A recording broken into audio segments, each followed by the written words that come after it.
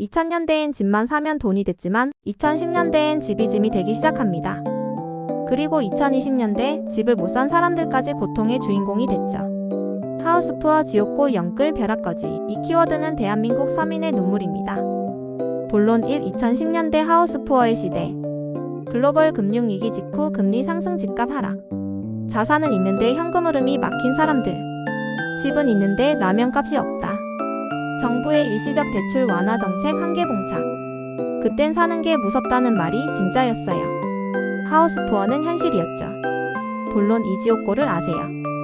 2010년 중반 청년들의 주거난 고통은 지옥고로 표현되었고 마치 무슨 퀴즈처럼 물어보곤 했어요. 부동산 분야에 잘 아는 사람이 아니면 맞추기도 어려운 것이었는데 지옥고는 지하실방, 옥탑방 고시원을 말했다. 전월세도 올라서 청년이나 서민들은 지옥고로 몰릴 수밖에 없어. 최저주거 기준과 관련해 사회적인 큰 이슈가 되었다. 본론 3. 2020년대 영끌의 광풍.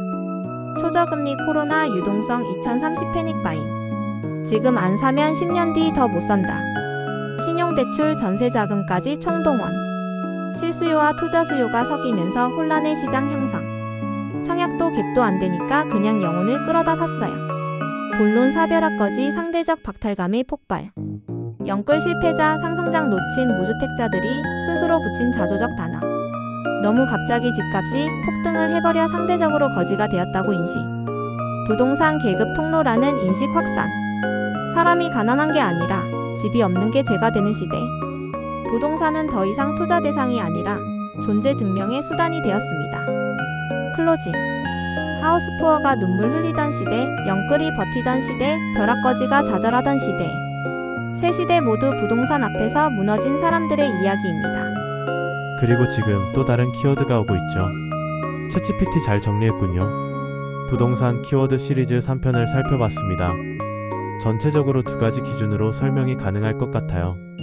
하나는 부동산 시장의 금융대출이 어려웠던 시절에서 저금리와 금융대출이 확대되었던 시기로 변화하면서 키워드도 복부인 떴다방에서 캡투자나 하우스푸어, 영끌로 변했고요. 두 번째로 주택 가격이 지속적으로 올라 소득으로는 감당하기 어려운 수준으로 변하면서 주거난이나 집 없는 처지를 지옥고, 벼락거지 등 신랄하면서도 격한 표현들이 등장한 것이 아닌가 생각합니다. 그동안 시청해주셔서 감사합니다.